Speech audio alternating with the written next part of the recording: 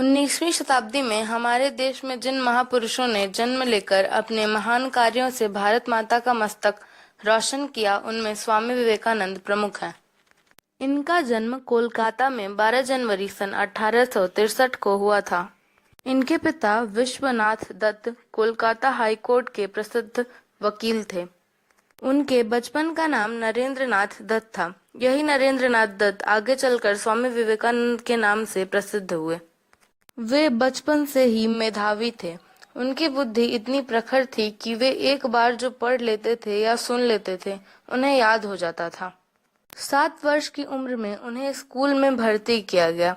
पहले वे अंग्रेजी को विदेशी भाषा मानकर नहीं पढ़ना चाहते थे, किंतु जब पढ़ने लगे तो उन्होंने शीघ्र ही इस विदेशी भाषा पर पूर्ण अधिकार प्राप्त कर लिया। उनकी स्मृति इतनी तेज थी कि परीक्षा के केवल 24 घंटे पहले ज्यामिति के चारों खंड पढ़कर इस प्रश्न पत्र में उन्होंने प्रथम श्रेणी के अंक प्राप्त किए। दिन दुखियों के प्रति नरेंद्र नाथ को बचपन से ही विशेष प्रेम था। गरीबों की स्थिति से वे दुखी हो जाते थे और उन्हें अपना वस्त्र तक उतार कर दे देते थे। एक बार वे ध्यान लगाकर बैठे थे। संयोग से वहां एक काला सांप आ गया। लड़के सांप सांप चिल्लाकर दूर भाग गए और सांप अपना फन ऊंचा उठाए बैठा रहा और थोड़ी देर बाद वह फन नीचे करके चला गया। ध्यान खत्म होने पर सारी बात सुनकर वह बोले, मुझे कुछ भी पता नहीं चला। इस प्रकार वे बचपन से ही ध्यान मग्न हो जाते थे। उस समय दक्षिणेश्वर में एक महान संत थे, स्वामी रामकृष्ण देव। वे एक काली मंदिर के पुजारी थे। एक दिन अचानक एक पड़ोसी के घर में स्वामी रामकृष्ण देव से नरेंद्र नाथ की भेंट हुई। उस दिन नरेंद्र नाथ ने एक ऐसा गीत गाया कि उसको सुनकर स्वामी ध्यान मग्न हो गए और उन्होंने नरेंद्र नाथ को दक्षिणेश्वर आने के लिए कहा।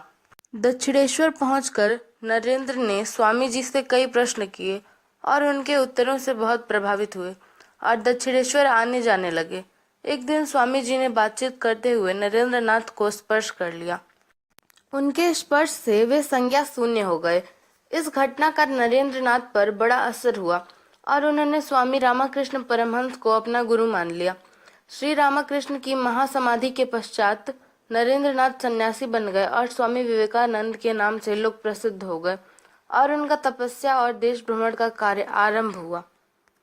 पूरे देश में हिमालय के बद्रीनाथ से दक्षिण में कन्याकुमारी तक घूमते रहे। वे भारत की महानता के आगे नतमस्तक हो गए, किंतु पराधीन भारत माँ की दन्य मूर्ति देखकर उनका हृदय करुणा से भर गया। वे लोगों को घूम घूम कर उपदेश देते थे। उनकी वाणी में सम्मोहन था। बड़े बड़े राजा इनके शिष्य बनने लगे। इस प्रकार जब लोगों को उपदेश देते हुए ये गुजरात पहुंचे तो उन्होंने सर्वप्रथम अमेरिका के शिकागो नगर में होने वाले विश्व धर्म सम्मेलन के आयोजन का समाचार मिला।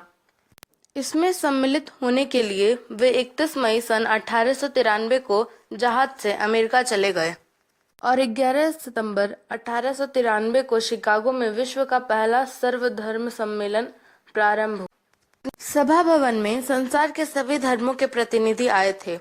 जब स्वामी जी की बारी आई तो अपने मन में सरस्वती जी को प्रणाम करके अन्य वक्ताओं की भांति श्रोताओं को संबोधित कर उन्होंने आरंभ किया। मेरे अमेरिका वासी बहनों और भाइयों। इतना सुनकर सभा स्थल तालियों से गूंज उठा। श्रोता आत्म विभोर हो गए।